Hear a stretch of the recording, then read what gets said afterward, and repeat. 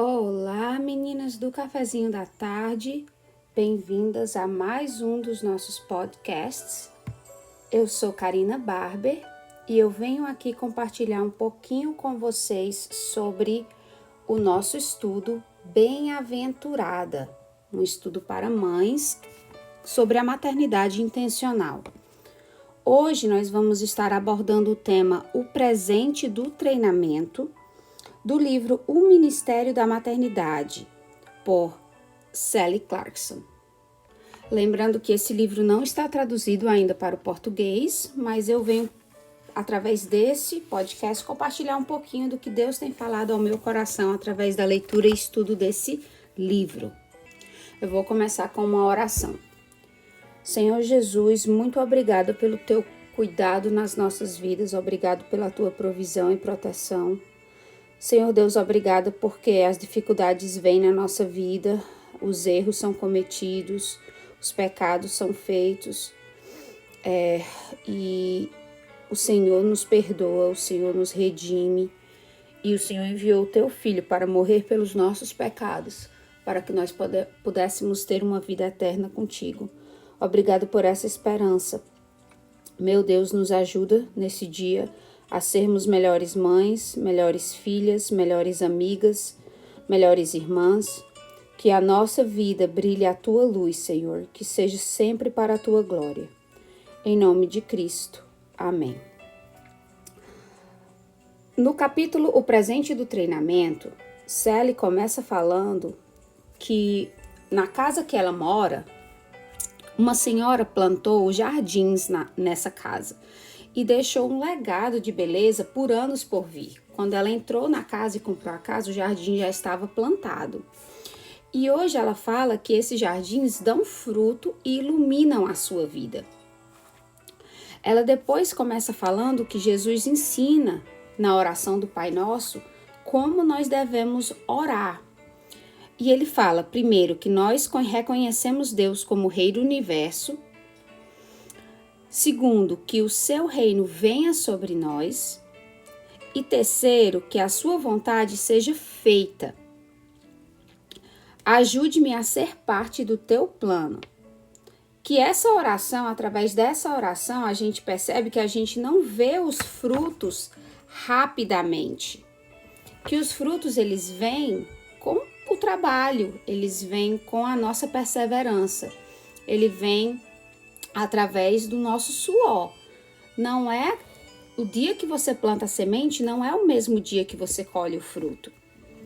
E Jesus, através da sua vida e do seu ensino aos discípulos, ele nos mostra como nós devemos orar. Em Mateus 5,44, ele fala que a gente deve orar por aqueles que nos perseguem. Em Mateus 6,6 diz que a gente deve orar em secreto com Deus. Então, na ideia de não orar pelo sentimento de mostrar-se aos outros mais santo. A gente deve orar realmente pela intercessão. Orar em fé, sabendo que Deus está escutando e se for da vontade dele lhe aprouver, aquilo será concedido. E orar com humildade e arrependimento. Lucas 18, 10 a 14. Oração deve ser um hábito regular em nossas vidas. Assim, nossos filhos também aprenderão esse hábito. Ensinar e treinar nossos filhos na oração abrirá as janelas do céu para as suas almas, e eles aprenderão gradualmente a vir ao Pai Celeste. Aprendemos que Deus manda situações para ensinar nossos filhos e nos lembrar verdades que já conhecíamos. Os discípulos viram Jesus trabalhar exaustivamente e, mesmo assim, mantendo-se gracioso e compassivo. Jesus deixou um legado de sofrimento. Quando ensinamos aos nossos filhos que neste mundo eles terão dificuldades, eles entenderão como responder e os preparará a responder na fé. Nós devemos responder às nossas próprias tribulações, dificuldades e dúvidas e estresses no modo que dê um modelo para seguir. Nesse ponto eu vou conversar sobre uma coisa que aconteceu comigo esse fim de semana. Eu estava numa situação onde eu estava tentando ajudar um grupo e acabei prejudicando alguém fisicamente. E essa pessoa veio para mim super agressiva e eu pedi perdão, pedi para explicar a situação, o que é que eu estava tentando fazer com aquela ação. E a pessoa falou que não queria ouvir e eu tentei reparar o dano e a pessoa não queria. Ela só queria mesmo reclamar e me humilhar. Eu tentei ser o mais graciosa possível mediante a situação, mas eu estava sozinha naquele momento quando aquela pessoa veio para mim. Mas ao compartilhar com a minha família foi que assim caiu a ficha, que a razão que aquela pessoa ficou toda desconcertada foi porque ao a pessoa vir para mim com tanta agressividade, eu agi de forma doce. Então eu consegui pedir perdão, dizer sim, me perdoe, eu posso explicar? A pessoa, não, você não pode. E daí eu falei, tá, eu ficaria grata se você me permitisse redimir o problema. E a pessoa falou, saiu reclamando, não nem quis conversa. Então assim, muitas vezes, ao compartilhar isso com a minha família, eu penso assim, que muitas vezes a gente, com pequenas situações da vida como essa, né, simples situações, a gente dá um testemunho muito grande à nossa família de como responder ao mal. E para entender que sim, você pode estar quieta no seu canto tentando fazer algo de fruto, plantando sementes para um fruto bom e coisas ruins acontecerem com você. Você não precisa estar buscando coisas ruins ou tomando decisões em si por uma causa infundada, no sentido de você toma uma decisão por um alvo ruim, vamos colocar assim. Às vezes você vai tomar uma decisão porque você quer que algo bom aconteça e algo ruim vai acontecer. E nós temos, como nós lidamos com essas situações, se nós buscamos a Deus, se nós lidamos com doçura. Nesse momento, do momento que eu estava tentando fazer essa ação, eu estava orando o tempo todo, eu estava rogando a Deus e pedindo, eu estava em oração quando essa pessoa chegou me gritando. E eu consegui, através do Espírito Santo, colocar para fora o que estava dentro. Então, o que derramou de mim foi o que estava dentro do meu coração. E isso desconcertou totalmente a pessoa. A realidade é que nós também, mesmo cristãos maduros, faremos erros e ofenderemos outros. O amor cobre uma multidão de pecados. Quando ajudamos os filhos a compreenderem que é normal o cristão passar por tribulações, estamos os protegendo contra a amargura e desapontamento desnecessários. Isso vai totalmente contra a teoria da prosperidade, que fala que toda alegria, né, toda recompensa vai vir nessa vida para o cristão. O que realmente não é verdade. O próprio Jesus falou que nós passaríamos por tribulações, mas que nós tivéssemos bom ânimo porque ele venceu o mundo. Então, que nós cristãos possamos estar tendo a visão espiritual de estar vivendo nessa terra, dando testemunho à nossa família de como um cristão deve viver, porque é esse testemunho que vai ser o nosso legado. Não vai ser os bens materiais que a gente vai deixar para os nossos filhos. Inclusive o próprio Eclesiastes fala, né, que você deixa as coisas para o filho, você não sabe o que é que ele vai usar. Você não sabe que se em pouco tempo que você construiu uma vida toda vai se acabar. Então, assim, a gente tem que realmente deixar bens imateriais, que são o testemunho da nossa fé, para que os nossos filhos possam seguir os nossos passos quando nós não estivermos mais aqui. E esse treinamento, ele é essencial. Treinamento a como lidar com o desapontamento, como lidar com todas essas tribulações que acontecem na nossa vida, querendo nós buscando ou não. Jesus sempre buscava o Pai, e ele mesmo usou o seu exemplo para ensinar os discípulos e as multidões.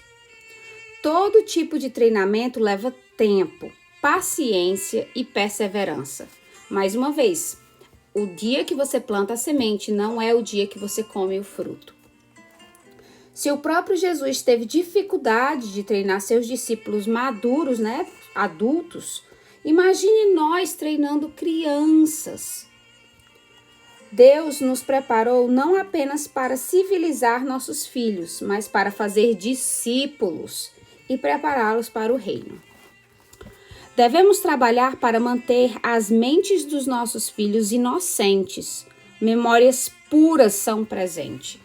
Então, que a infância dos nossos filhos seja um jardim guardado, sabe?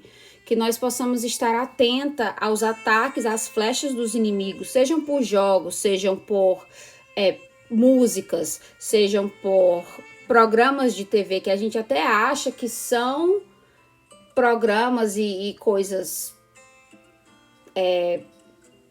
interessantes, vamos colocar assim, ou nós temos que ter esse zelo de estar filtrando, tudo isso tem que passar pelo filtro das nossas mãos, eles não podem ter acesso livre a tudo. Aqui em casa a gente tem um extra zelo, os jogos, hoje os meus filhos jogam online com outros amigos, então as pessoas que eles convivem, que eles conversam, os jogos que eles estão jogando em ambientes livres, eles não são permitidos levar objetos para o quarto, para que eles possam fechar a porta, tudo é feito em família, justamente para que a gente possa proteger e saber ver, enxergar o que está acontecendo. Eu lembro que uma vez eu coloquei um desenho do Ursinho Puff para minha filha, pelo YouTube nessa época, ela tinha uns 2 anos. E alguém maldosamente tinha colocado o áudio do vídeo e tinha editado as imagens para imagens que davam medo. E quando eu cheguei na sala, eu fui lavar a louça, quando eu voltei, tava uma imagem do Ursinho Puff, mas tipo com os olhos vermelhos, assim, de raiva, de ira, uns raios saindo. E eu disse, gente, aí eu tirei aquilo logo e fiz um alerta na época do cafezinho sobre isso. Esses dardos inflamados, eles estão em todo lugar. Então, nós temos que ter um treinamento para que os filhos saibam como reagir. Os meus filhos sabem, se eles estão assistindo uma coisa e veem uma coisa que não é de Deus, eles vêm me falar. Para que eu possa mudar aquilo, para que eu possa intervir, para que eu possa protegê-los. Jesus lembrou seus discípulos que o Pai cuida e provê até dos pássaros. Ele orou que os afastasse do mal. Devemos ensinar os filhos a levarem todos os pensamentos cativos à obediência de Cristo. Isso os preparará a pensar como adultos. Daí eu vou ler para vocês 2 Coríntios 10, versículos 4 e 5. As armas com as quais lutamos não são humanas. Ao contrário, são poderosas em Deus para destruir fortalezas. Destruímos argumentos e toda pretensão que se levanta contra o conhecimento de Deus e levamos cativo todo pensamento para torná-lo obediente a Cristo. Então, nós devemos ensinar aos nossos filhos que, sim, pensamentos ruins vêm na nossa cabeça, tentações vêm na nossa cabeça. Isso é comum, mas cair em tentação, não levar esse pensamento cativo a Cristo, não passar pelo filtro da vontade de Deus na nossa vida, é o que vai nos derrubar. Deus chamou mães para serem anjos da guarda sobre os seus pequeninos.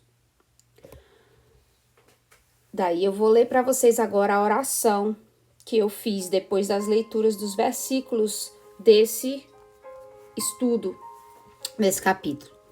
Paizinho amado, ajuda-me, Senhor, a fazer a tua vontade na vida da minha família. Não permita que eu desfaleça, mas que tenha forças para testemunhar e treinar os meus filhos em teus caminhos. Que a minha comunhão contigo os inspire e os marque. Que eu sempre os ilumine teu brilho. Em nome de Jesus, amém. Amadas, eu oro que Deus esteja colocando os seus anjos ao redor do seu lar.